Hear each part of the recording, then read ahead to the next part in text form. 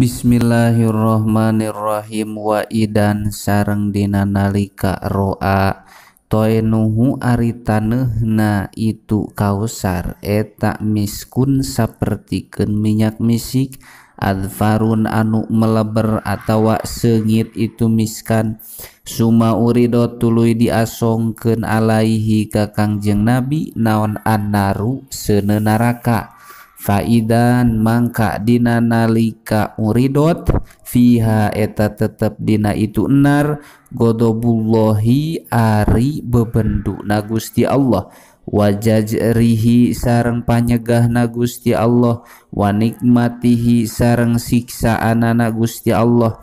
lao tu riha sareng lamun dialungkeun fiha dina itu nar naon al hijaratu pirang-pirang batu wal hadidu sareng besi la akalat mangka ngancurkeun itu nar ha kana itu hijaroh sareng hadid. Faidan mangka dina nalika uridot fiha eta tetep dina itu nar kaumun ari kaum yakuluna anu ngadahar itu kaum aljipa kana bangke fakola tuluy ngadauh Kangjeng Nabi man haulai man ari saha jalma eta haulai itu kaum ya Jibrilu he Jibril kola ngadauh itu Jibril haulai ari itu kaum eta alladzina jalma-jalma yakuluna anu ngadahar itu ladina luhuman nasi kana daging manusa waroa sareng ningali Kangjeng Nabi malikan ka malaikat malik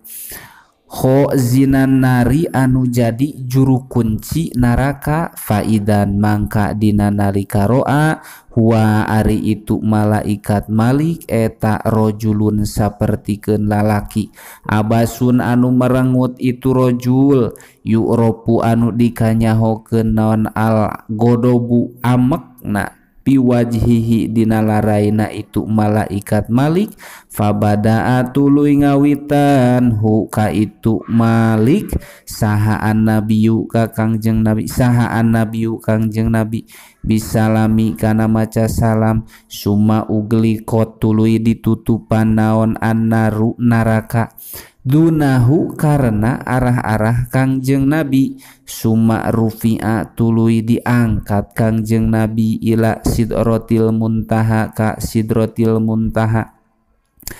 pagosiat tuluy nutupan hu ka Kangjeng Nabi naon sahabatun mega fiha eta tetep dina itu sahabah mingkulli laonin ari tina saban-saban warna fata akhoro mangka munur saha Jibrilu malaikat Jibril suma urija tuluy ditaekeun sahabihi Kangjeng Nabi li mustawan ka mustawan sami'a anu nguping Kangjeng Nabi fihi di itu mustawan sorifal aklami kana ngagretna firang-firang kalam waro'a sareng ningali Kangjeng Nabi rojulan kalalaki mugiban anu teteleuman itu rojul fi nuril arsi dina cahaya aras faqala tuluy ngadauh Kangjeng Nabi man hadza man eta saha jalma hadza ari ieu rojul amlakunaha eta malaikat kila dicaritakeun naon la sanes kola ngadauh Kangjeng Nabi a nabiyun naha ari rojul eta nabi kila dicaritakeun naon la sanes kola ngadauh Kangjeng Nabi man huwa man eta saha jalma huwa ari itu rojul kila dicaritakeun naon hadar rojulu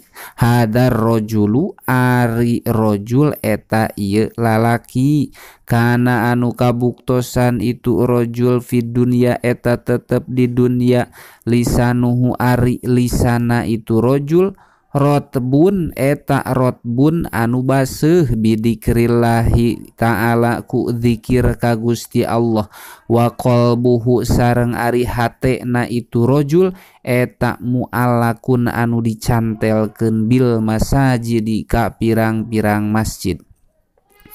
walam yastasib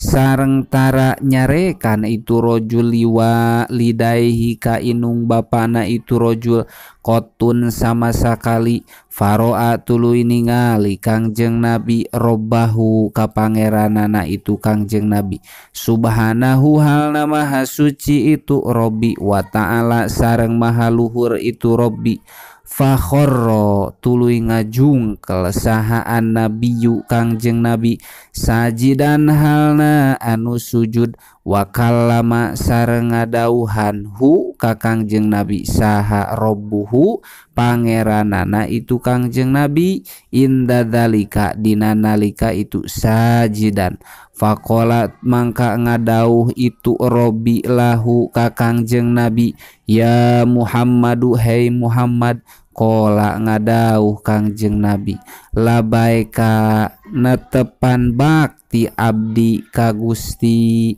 ya Robbi hei pangeran abdi kola ngadauh Gusti Allah sal kudu menta anjeun faqala tuluy ngadauh Kangjeng Nabi innaka sanyana Gusti eta ittakhodta ngajadikeun Gusti Ibrahim ka Nabi Ibrahim kholilan kana jadi kakasih wa a'taita sareng maparin Gusti hu ka itu Ibrahim mulkan kana kerajaan aziman anu agung itu mulkan wa kalam ta sareng ngadauh Gusti Musa wa kalam ta sareng ngadauhan Gusti Musa ka Nabi Musa takliman kalawan ngadauh anu nyaan wa a'taita sareng maparin Gusti Dauda ka Nabi Daud mulkan kana kerajaan aziman anu agung itu mulkan wa alanta sareng ngaleuleskeun Gusti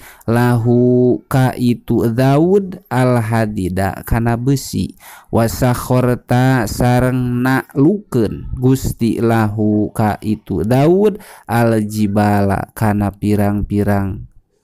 gunung wa a'taita sareng maparin Gusti Sulaimana ka Nabi Sulaiman mulkan kana kerajaan adiman anu agung itu mulkan wa sakhorta sareng naklukeun Gusti lahu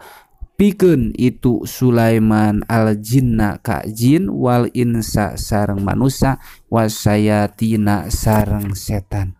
wasakhorta sareng naklukeun Gusti lahu ka itu Sulaiman arriyaha kana angin wa a'taita sareng maparin Gusti hu ka itu Sulaiman mulkan kana kerajaan layam bagi anu henteu patut itu mulkan li ahadin pikeun ka hiji jalma mimba dihi anu tetep tina sabadana itu Nabi Sulaiman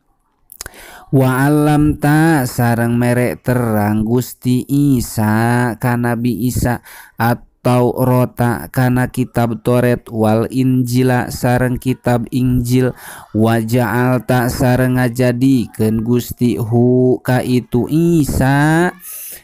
yubri'u halna nyageurkeun yubri'u halna bisa nyageurkeun itu Isa al akamaha ka pirang-pirang jalma anu lolong wal abroso sareng kanu corob wa yuhyi sareng ngahirupan itu Isa al mauta ka pirang-pirang jalma anu maot biidnika kalawan idin Gusti wa a'adda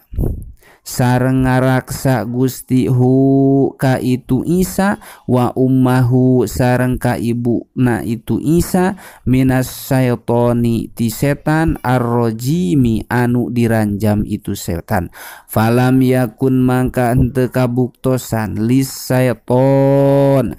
eta tetepikeun setan alaihima ka itu Isa sareng ummah naon sabilun jalan. Faqala tuluy ngadauh saha Allahu Gusti Allah subhanahu wa ta'ala, qad takhadtu nyata ngajadikeun kami ka anjeun habiban kana pangkat habib. Qala ar-rawi wallahu a'lam bishawab.